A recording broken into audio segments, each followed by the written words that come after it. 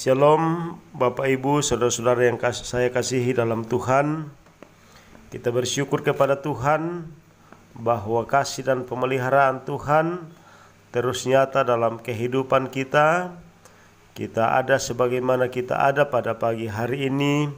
Kita percaya bahwa itu hanya karena kasih dan kemurahan Tuhan. Mari kita belajar kebenaran firman Tuhan pagi hari ini. Dan sebelum itu, mari saya ajak kita untuk tunduk kepala di hadapan Tuhan dan kita berdoa. Bapa di sorga, pagi hari ini kami kembali akan belajar kebenaran firman-Mu. Kami akan mendengarkan petunjuk-petunjuk hidup daripada Tuhan. Tolonglah kami yang terbatas ini, Engkau berikan kami hikmat supaya kami dapat mengerti maksud dan kehendak Tuhan dalam hidup kami. Dalam Kristus Yesus kami berdoa. Haleluya. Amin. Saudara-saudara sekalian, pagi hari ini kebenaran firman Tuhan yang akan kita dengarkan. Saya akan baca dan kita bersama-sama dengar dari Bilangan pasal 27 ayat 12 sampai 23. Kitab Bilangan pasal 27 ayat 12 sampai ayat yang ke-23. Firman Tuhan, Yosua mengganti Musa. Tuhan berfirman kepada Musa, "Naiklah ke gunung Abarim ini, dan pandanglah negeri yang kuberikan kepada orang Israel. Sesudah engkau memandangnya, maka engkau pun juga akan dikumpulkan kepada kaum leluhurmu, sama seperti Harun, abangmu dahulu. Karena pada waktu pembantahan umat itu di padang gurun Sin, kamu berdua telah memberontak terhadap titahku untuk menyatakan kekudusanku di depan mata mereka dengan air itu. Itulah mata air Meribah dekat Kades di padang gurun Sin." Lalu berkatalah Musa kepada Tuhan, "Biarlah Tuhan, Allah dari roh segala makhluk, mengangkat atas umat ini seorang yang mengepalai mereka waktu keluar dan masuk, dan membawa mereka keluar dan masuk, supaya umat Tuhan jangan hendaknya seperti domba-domba yang tidak mempunyai gembala." Lalu Tuhan berfirman kepada Musa, "Ambillah Yosua bin Nun, seorang yang penuh roh, letakkanlah tanganmu atasnya, suruhlah ia berdiri di depan Imam Eleazar dan di depan segenap umat. Lalu berikanlah kepadanya perintahmu di depan mata mereka itu, dan berilah dia sebagian dari kewibawaanmu, supaya segenap umat Israel mendengarkan dia. Ia harus berdiri di depan Imam Eleazar, supaya Eleazar menanyakan keputusan Urim bagi dia di hadapan Tuhan. Atas titahnya mereka akan keluar dan atas titahnya mereka akan masuk, ia beserta semua orang Israel, segenap umat itu." Maka Musa melakukan seperti yang diperintahkan Tuhan kepadanya. Ia memanggil Yosua dan menyuruh dia berdiri di depan Imam Eleazar dan di depan segenap umat itu. Lalu ia meletakkan tangannya atas Yosua dan memberikan kepadanya perintahnya, seperti yang difirmankan Tuhan dengan perantaraan Musa. Demikian firman Tuhan. Berbahagia kita yang mendengarnya dan melakukannya dalam kehidupan kita sehari-hari. Saudara-saudara, bacaan firman Tuhan pada pagi hari ini akan kita renungkan dalam satu tema hati yang lapang. Hati yang lapang. Saudara-saudara,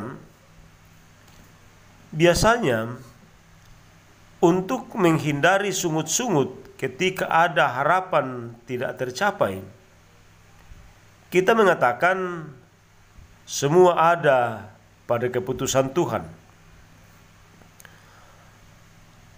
Dalam bacaan kita dikisahkan bahwa Musa akan segera mengakhiri masa kepemimpinannya dalam perjalanan bangsa Israel.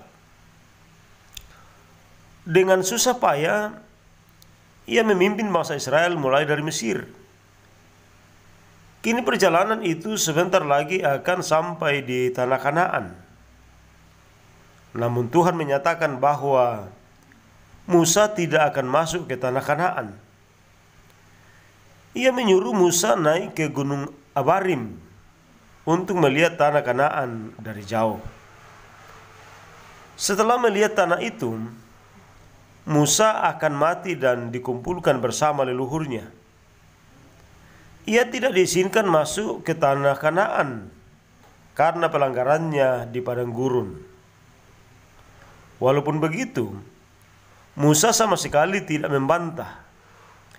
Ia menerima keputusan Tuhan dengan lapang dada. Ia menunjukkan kelapangan hatinya dengan mengajukan permohonan kepada Tuhan agar memilih seorang yang akan menggantikannya. Tuhan meminta Musa untuk mengambil Yosua dan memberkatinya, kemudian menyampaikan perintah serta kewibawaannya di depan umat Israel. Musa tidak menyampaikan protes atas keputusan Tuhan yang mungkin kita dapat memandangnya itu tidak adil. Memimpin umat yang begitu keras dan setiap saat bersungut-sungut sangat membutuhkan kesabaran dan pengorbanan. Dan justru karena ketegaran mereka mengakibatkan Musa bertindak tegas. Tetapi akhirnya ketegasannya mengakibatkan hukuman bagi dirinya. Saudara-saudara, mungkin saja dalam hidup ini kita pernah menyesal ketika dalam berbagai hal kita telah berkorban untuk sebuah harapan. Berdoalah kepadanya. Dialah yang akan melapangkan hati untuk menerima keputusannya yang adil. Amin, firman Tuhan. Saudara-saudara, mari kita kembali tunduk kepala, merendahkan diri kita di hadapan Tuhan, kita berdoa. Bapa kami di sorga, kami terus bersyukur kepadamu untuk setiap kesempatan yang Engkau telah anugerahkan bagi kami, yang di dalamnya Tuhan berkenan hadir menyampaikan firman-Nya kepada kami. Bapa di sorga, sempurnakanlah firman-Mu ke dalam kehidupan kami, untuk kami tetap belajar menerima setiap keputusan Tuhan di dalam hidup kami.